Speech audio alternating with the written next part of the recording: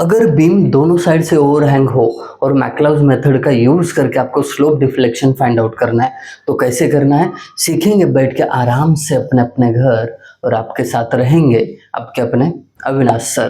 तो देर किस बात की, फटाफट शुरू कर देते हैं आज का लेक्चर। मैक्लाउज मेथड से जब भी हम न्यूमेरिकल सॉल्व करते हैं बड़ा ही सतर्क रहना पड़ता है। एक भी वैल्यू गलत हो गई तो फिर पूरा न्यूमेरिकल गलत होता है और बाय डिफॉल्ट मार्क्स 0 मिलते हैं। आप बोलेंगे कि स्टेप्स के मार्क्स तो नहीं मिलते हैं क्योंकि आपके आंसर ही गलत आते जाते हैं। इसके लिए अब पूरे ध्यान से ये न्यूमेरिकल समझेंगे और बेसिक तरीके से समझेंगे ताकि आपको कुछ डाउट ना रहे। अब आपको कुछ डाउट नहीं रहेगा इसकी गारंटी मैं आपको देता हूँ। बस एक चीज़ की गारंटी आपकी तरफ से होनी चाहिए कि दोस्तों अभी तक चैनल को सब्सक्राइब नहीं किए हो फटाफट कर लो और अपने सारे दोस्तों के साथ शेयर करो। देखिए मेरा मकसद पूरा प्योर है। हर किसी के पास इतनी ताकत या इतना पैसा नहीं है कि हर सब्जेक्ट को 7-7, 8-8 हज़ार रुपये फीस देके ट्यूशन लगाए। तो ऐसे नीडी स्टूडेंट के लिए हम फ्री ऑफ कॉस्ट ये कंटेंट अवेलेबल करवा रहे हैं। तो थोड़ा सा सपोर्ट बनाइए। थोड़ा सा सपोर्ट बनाओगे तो हमारा मोटिवेशन बनता रहेगा और मोटिवेशन बनता रहेगा तो अपना कंटेंट जरूर आता रहेगा। चलिए शुरू कर लेते हैं ये अपना मैक्लाउज मेथड। देखिए सबसे पहले मैं आपको एक चीज बता दूं, केवल 4 ही स्टेप है इसमें। वो 4 स्टेप करोगे तो आप आंसर के पास पहुंच जाओगे। सबसे पहला स्टेप, स्टेप नंबर 1। पहला स्टेप क्या कहता है कि आप रिएक्शंस को फाइंड आउट करो। अब रिएक्शन मतलब क्या, जहां पे सपोर्ट होता है वहां पे रिएक्शन आता है। ये सपोर्ट है तो यहाँ पे रिएक्शन आएगा RC, यहाँ पे सपोर्ट हो तो यहाँ पे रिएक्शन आएगा RT। अब बीम को जरा ध्यान से देखो, ध्यान से देखो इस बीम को। वही बीम है जिसपे सिमेट्रिक टाइप का लोडिंग है। कैसे सिमेट्रिक, देखिए बीच का 6 मीटर का पोर्शन यूडीएल है, ये साइड 1.5, ये साइड 1.5, एंड पे लोडिंग 10 किलोन्यूटन।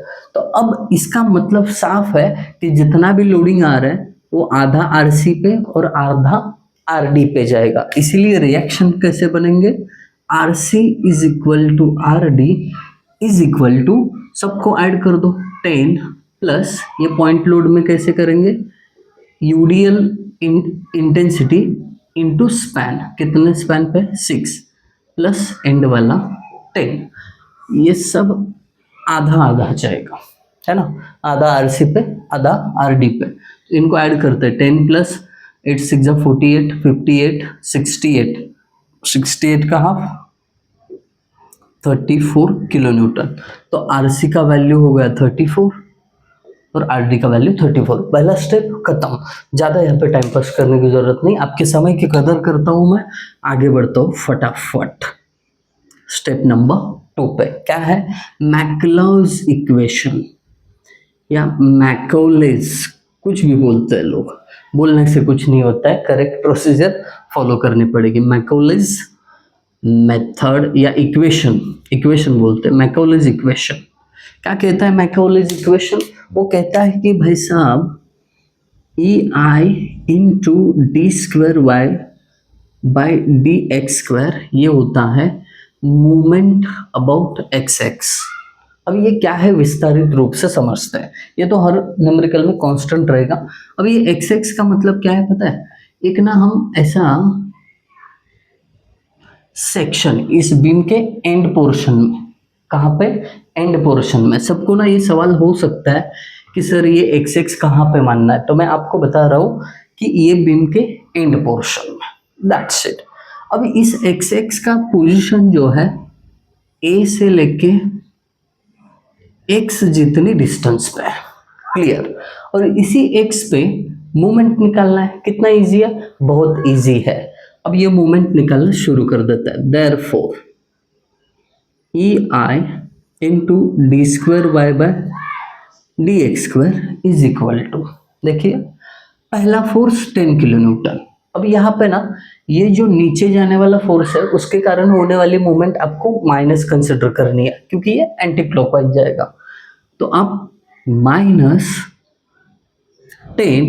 इंटू, अब इस 10 की मूवमेंट अबाउट XX, तो आपको 10 का डिस्टेंस फ्रॉम XX लेना पड़ेगा। कितना है, X जितना है, तो 10 इंटू X, परफेक्ट। पहले फोर्स के कारण एक्स एक्स पे होने वाली मूवमेंट निकाल दी।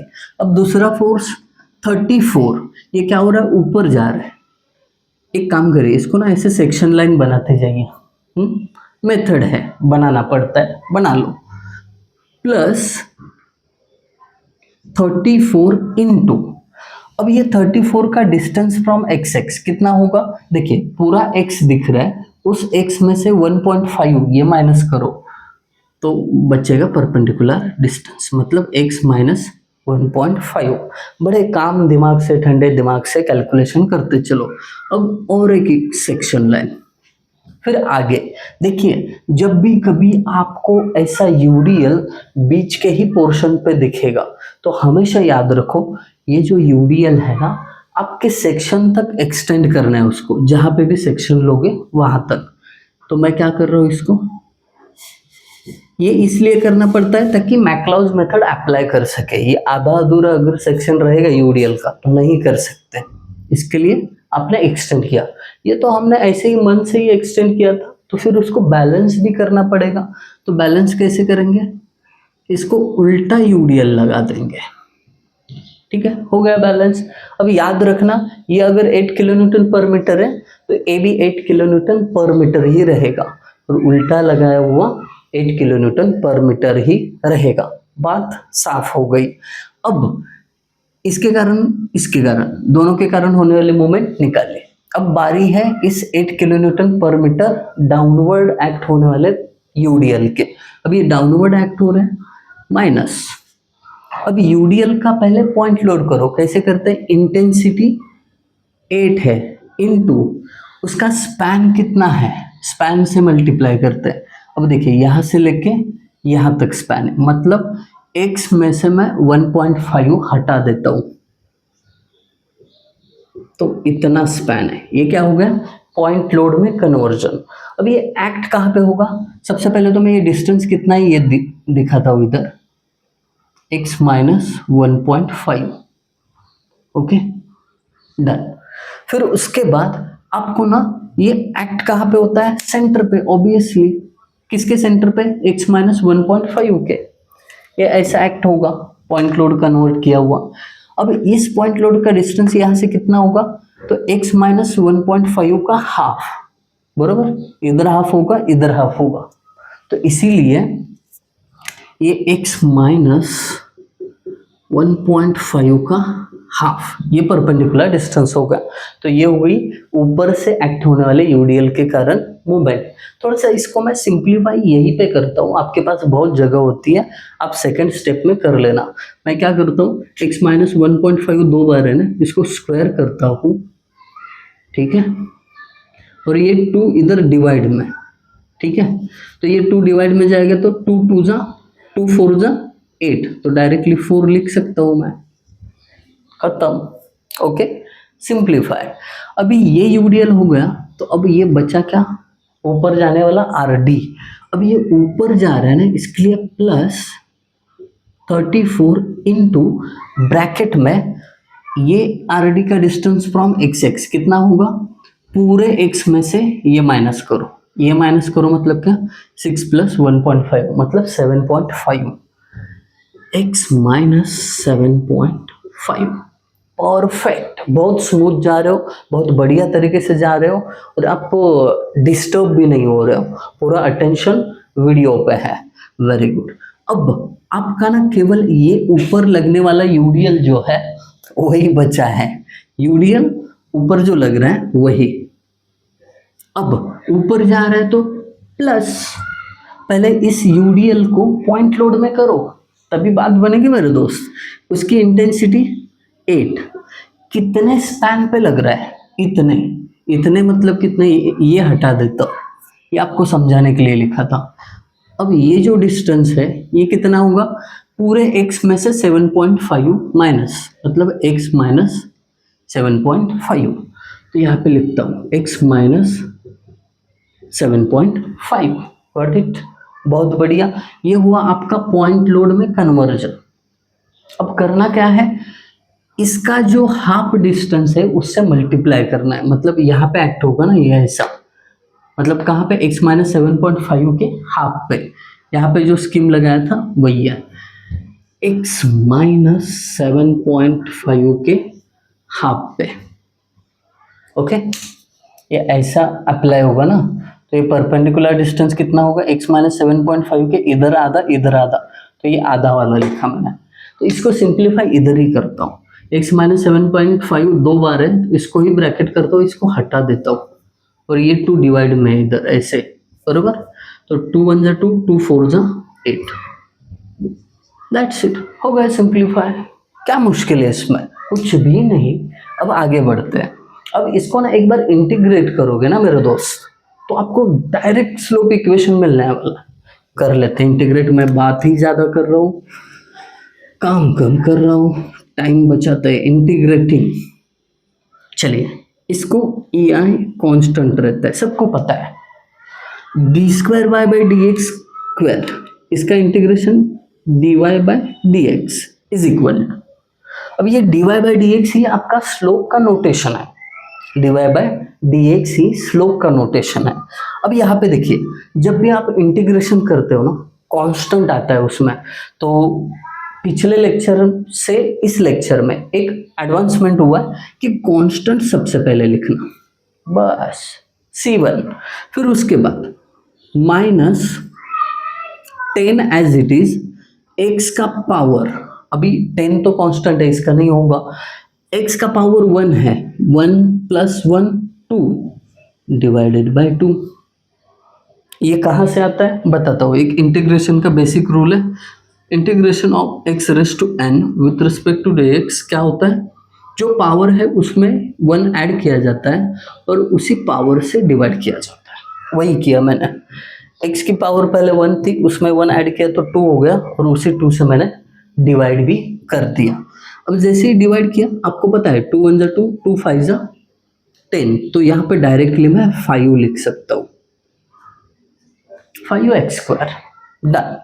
अब ये section line complete, plus 34 into x minus 1.5। अब इसमें 34 कांस्टेंट है और ये ब्रैकेट का मतलब x है। अब इसका पावर ब्रैकेट का 1 है, उसमें 1 ऐड करूँ तो 2 हो जाएगा और उसी 2 से मैं डिवाइड करूँगा, और ये आपको पता है 34 डिवाइडेड बाई 2 17 होता है, तो डायरेक्टली 17 लिखता हूँ। ये बस केवल स्पेस की गरीबी है, इसके लिए कर रहा हूँ, है ना। एक बार अपने पास डिजिटल बोर्ड आ जाए ना, खत्म है ये गरीबी, सब खत्म, पूरा स्टेप लिखते जाऊंगा मैं, बट आपके सपोर्ट के ऊपर है पूरा, ठीक है, डन, ये हो गया। अब इसके बाद -4 इंटू, ये 4 कांस्टेंट है, x माइनस 1.5, इसका पावर पहले से ही 2 है, उसमें एक ऐड कर दो 3 हो जाएगा, उसी 3 से डिवाइड कर लूंगा, बात रफा दफा। आगे बढ़ते हैं, plus 34 into x minus 7.5, power इसकी 1 है, अब क्या होगी, ऐड करूंगा एक तो 2 हो जाएगी और इधर डिवाइडेड बाय 2, तो ये 34 डिवाइडेड बाय 2 17, डायरेक्टली 17 लिखता हूँ। किसी को ऐतराज होने की जरूरत नहीं है, पूरा समझ जा रहे हो आप, मुझे आप लोगों पे भरोसा है, इसीलिए इतना बड़ा रिस्क ले रहा हूँ कि डायरेक्टली वही के वही कट कर रहा हूँ। प्लस 4 इंटू एक्स माइनस 7.5, पहले से 2 है, एक ऐड कर दो, एक ऐड कर दो, कितना हो जाएगा, cube divided by 3, that's it. अब जो एक बार आपने इंटीग्रेट करके आपको इक्वेशन मिला, वो आपका होता है स्लोप इक्वेशन, खत्म। अब दूसरा, इसको और एक बार इंटीग्रेट करो तो आपको मिलेगा डिफ्लेक्शन इक्वेशन। यहाँ पे लिखो साफ तौर पे, इंटीग्रेटिंग अगेन, इंटीग्रेटिंग अगेन, ठीक है। कैसे, ये देखो, ई आई कॉन्स्टेंट है, एज इट इज रहेगा, into d y by d x का इंटीग्रेशन y, और ये y मतलब बलता सलता कोई नहीं, अपना डिफ्लेक्शन है, y को ही डिफ्लेक्शन कहते हैं, नोटेशन है उसका। अब c1 का इंटीग्रेशन c1x, चाहे कोई भी न्यूमेरिकल आ जाए मैक्लॉस का, c1x होगा। अब ये दूसरी बार इंटीग्रेशन कर रहे हैं, इसके लिए इधर प्लस c2, चेंज क्या किया हमने, पहले कांस्टेंट लिख रहे हैं, बाद में दूसरा इंटीग्रेशन। ये देखो -5 x का पावर 2 था, एक से बड़ा है तो 3 हो गया, डिवाइडेड बाय 3, बात खत्म।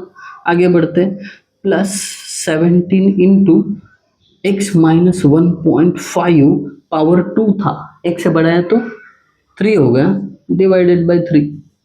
अभी फास्ट, अभी रुकने का नहीं। -4 डिवाइडेड बाय 3 x माइनस 1.5, 3 है, एक से बढ़ाऊंगा तो 4 हो जाएगा, उसी से डिवाइड करो तो 4 को 4 कट हो जाएगा, है ना, 4 को 4 कट हो जाएगा, तो 1 डिवाइडेड बाय 3 रहेगा। मैं डायरेक्टली लिख रहा हूँ, अगर किसी को समझा नहीं तो फिर से समझाता हूँ। देखिए पहले से 4/3 था, x माइनस 1.5, इधर पावर 3 था, एक ऐड कर दिया तो 4 हो गया। अब ये डिवाइड भी 4 से करना पड़ेगा, ये इसको कट होगा, तो ये कट होगा मतलब क्या, इधर 1 ही बचेगा। ऐसा किया है सिंपली। पैनिक मत होना, बावरू नका लगेच, इजी है। आगे बढ़ते हैं, +17 इंटू x माइनस 7.5, 2 है पावर, एक से बढ़ाऊंगा तो ज़्यादा से ज़्यादा 3 ही होगा, उसे 3 से डिवाइड करो, +4/3 x माइनस 7.5 पावर 3 है, एक से बढ़ाओ तो 4 होगा, और उसी 4 से आपको डिवाइड भी तो करना है, तो ये 4 को 4 कट होगा, मतलब 1/3, जैसे यहाँ पे किया था सेम वैसा। अब ये आपका इंटीग्रेशन परफेक्ट हो गया, तो फिर इसके बाद आपको यहाँ पे लिखना है, सब सही है, सब सही है, यहाँ पे लिखना है डिफ्लेक्शन इक्वेशन। ओके, अब क्रॉस चेक हमें मिलेगा। ये हमने क्या किया, स्लोप और डिफ्लेक्शन इक्वेशन लिख दिया। आपका स्टेप नंबर 2 खत्म। अभी तीसरे स्टेप पे चलते हैं।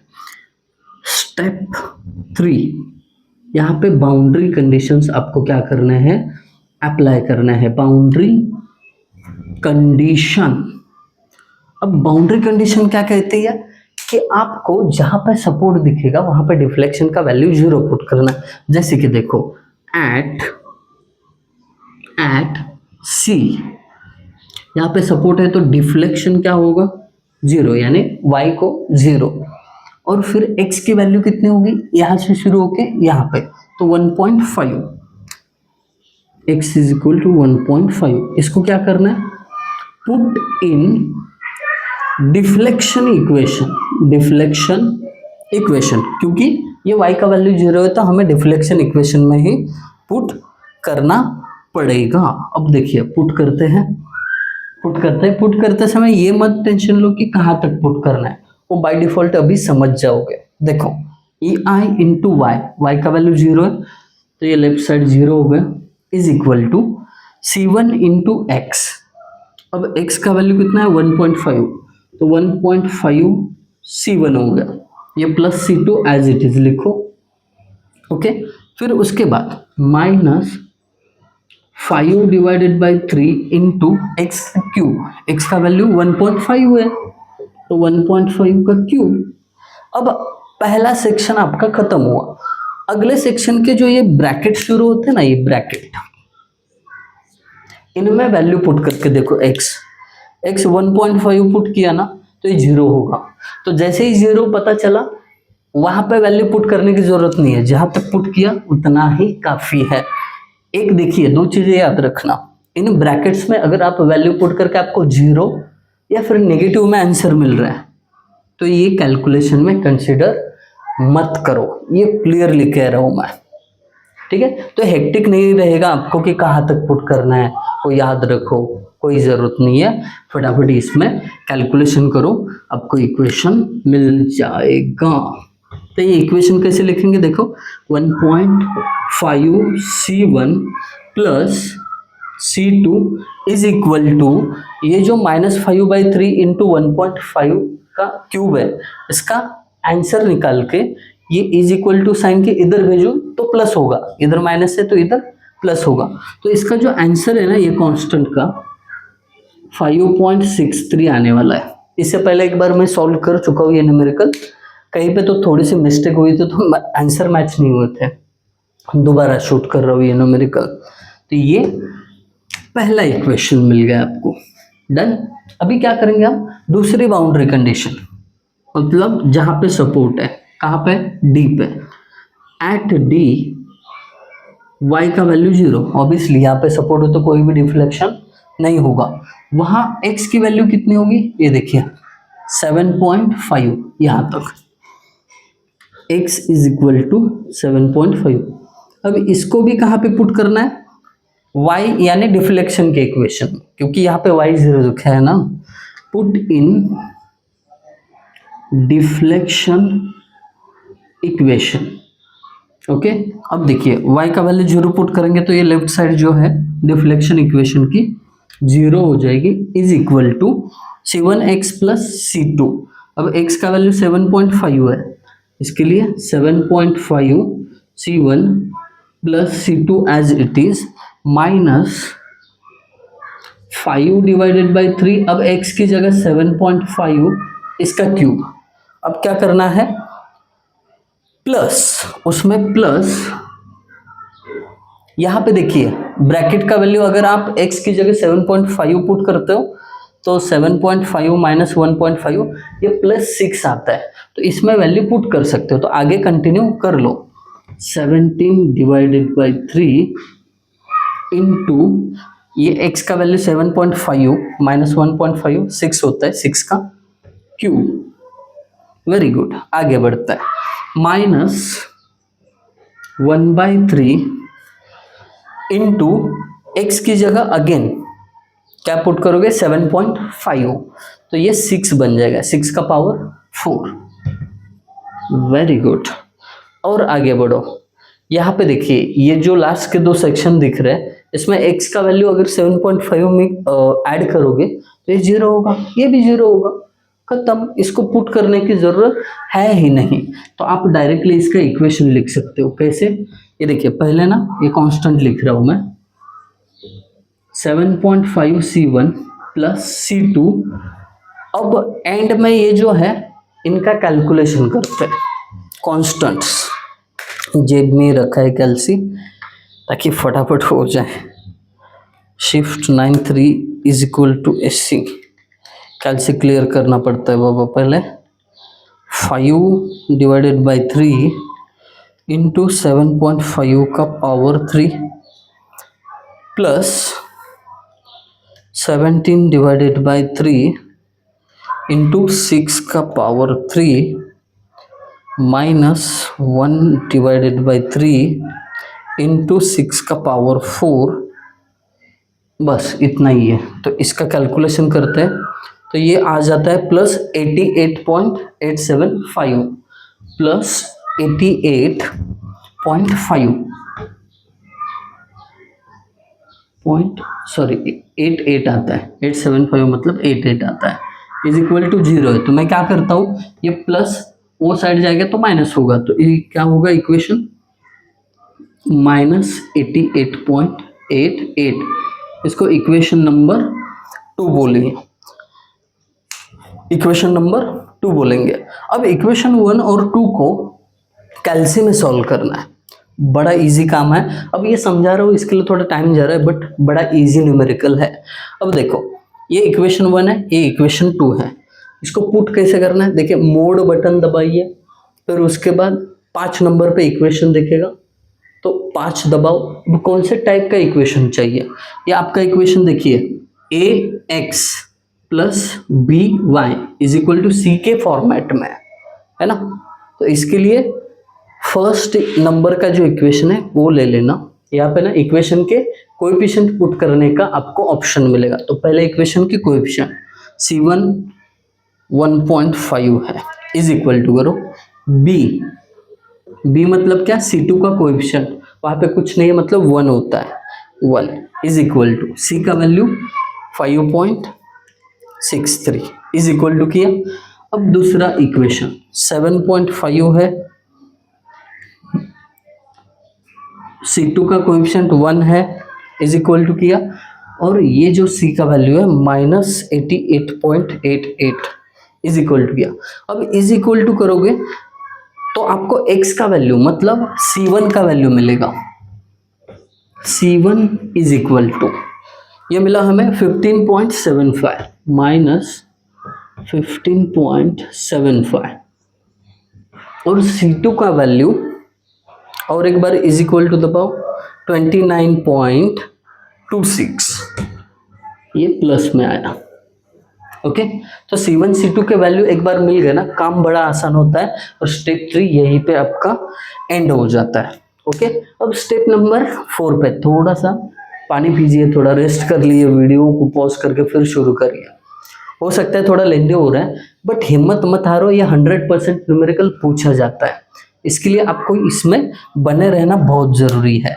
स्टेप नंबर 4, ठीक है, इसको लिखो स्लोप एंड डिफ्लेक्शन डायरेक्टली। अब यहाँ पे आपको इस सम में स्लोप कहाँ पे पूछे पता है?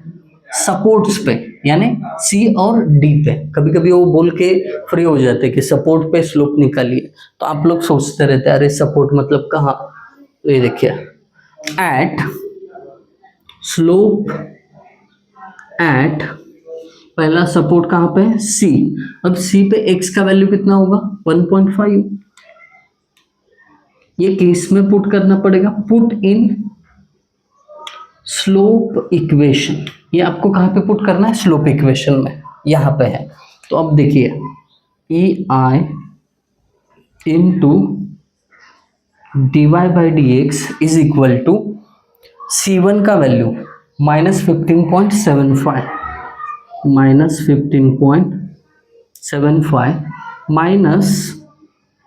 5 इंटू एक्स का स्क्वायर, एक्स की वैल्यू 1.5 का स्क्वायर। उसके बाद अगले सेक्शन में देखिए x की वैल्यू कितनी पुट करनी है? 1.5, बट मैं अगर यहाँ पे x की वैल्यू 1.5 पुट करूँ तो ये ब्रैकेट जो है 0 हो जाता है, इसके लिए मैं इसमें वैल्यू पुट नहीं करूँगा। दो चीज़ें हैं, अगर इस ब्रैकेट में वैल्यू 0 या नेगेटिव आ रहा है तो इसमें आगे का कैलकुलेशन करने की ज़रूरत नहीं है। तो यहाँ पे आपको डायरेक्टली मिल जाएगा, ऐसे लिखता हूँ एरो करके, dy by d x is equal to, जो भी आंसर आएगा, ठीक है, जो भी आंसर आएगा वो ऊपर लिखो और ये ई आई क्या होगा? इधर डिवाइड में जाएगा। अब आंसर कितना आता है पहले चेक करते हैं। Minus shift 93 is equal to ऐसी किया -15.75 माइनस 5 इंटू 1.5 का स्क्वायर, हाँ, इज इक्वल टू -27। तो इसका आंसर आता है -27। हुश, दैट्स इट। आई बात समझ में? अब सिमिलरली आपको करना क्या है? स्लोप एट दूसरा सपोर्ट डी, और यहाँ पे थोड़ा स्पेस है तो उसको यूटिलाइज करते हैं। कुछ ज़्यादा ही गरीबी दिखा रहे हैं हम है ना, इतना भी स्पेस कम नहीं है, इतना जो है पर्याप्त है। स्लोप एट डी, ये काम आपके ऊपर छोड़ता हूँ, खाली बताता हूँ करना क्या है। x का वैल्यू आपको 7.5 पुट करना पड़ेगा, क्योंकि d तक x का वैल्यू 7.5 बनता है। इन स्लोप इक्वेशन, ये वैल्यू मुझे आप लोग बता देना। करना क्या है ये भी बताता हूँ। देखिए यहाँ पे स्लोप इक्वेशन है, तो आप ना x का वैल्यू 7.5 कहाँ तक पुट कर सकते हो? देखिए यहाँ पे भी पॉजिटिव वैल्यू आएगा, 7.5 माइनस 1.5 मतलब 6। हाँ, यहाँ पे देखिए 7.7 माइनस 7.5, 7.5 माइनस 7.5, यहाँ से आगे 0 होना चालू हो जाएगा। मतलब स्लोप के इक्वेशन में यहाँ तक वैल्यू पुट करोगे तो स्लोप एट डी मिलेगा। अब रही बात एंड वाली कि आपको फाइंड आउट करना है मैक्सिमम डिफ्लेक्शन, या फिर सेंट्रल डिफ्लेक्शन भी बोलते हैं, सिमेट्रिक बीम है ना, तो सेंट्रल डिफ्लेक्शन या मैक्सिमम डिफ्लेक्शन। तो ये मैक्सिमम डिफ्लेक्शन कहाँ पे आएगा? तो पूरे बीम के सेंटर पे। क्यों? क्योंकि बीम सिमेट्रिक है, तो बीम का सेंटर, एक मिनट, मैक्सिमम डिफ्लेक्शन, तो क्या करोगे आप? Put x is equal to 4.5 in deflection equation. अब ये ऐसा क्यों?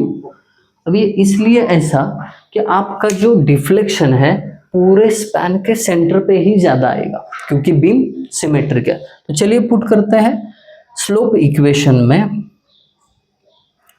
कहाँ पे गया रे? हाँ, यहाँ पे डिफ्लेक्शन इक्वेशन में x का वैल्यू 4.5 ई आई इंटू वाई, ठीक है कोई बात नहीं, is equal to C1 into x. अब C1 का वैल्यू ठहरा -15.75 और x का वैल्यू 4.5 डन, प्लस C2 है, C2 का value 29.26 minus 5 divided by 3 into x का वैल्यू 4.5 इसका cube, okay, plus 17 divided by 3 into x का वैल्यू 4.5, उसमें से 1.5 गया तो बचता है 3 का पावर 3, ओके। अब इसके बाद ये वाला -1/3 इंटू एक्स का वैल्यू 4.5 माइनस 1.5 3 का पावर 4। अब इसके आगे देखो और भी बैठ जाएगा value, okay, plus 17 divided by 3 into, अब देखिए x का वैल्यू 4.5 पुट करो, उसमें से अगर 7.5 माइनस करो तो नेगेटिव में आता है। इसका मतलब 17/3 के साथ जो भी है इसके आगे का कैलकुलेशन करने की जरूरत नहीं है। ये कैलकुलेशन करो, आपको मैक्सिमम डिफ्लेक्शन या सेंट्रल डिफ्लेक्शन मिलेगा, वो y इज इक्वल टू ये ई आई डिवाइड में जाएगा।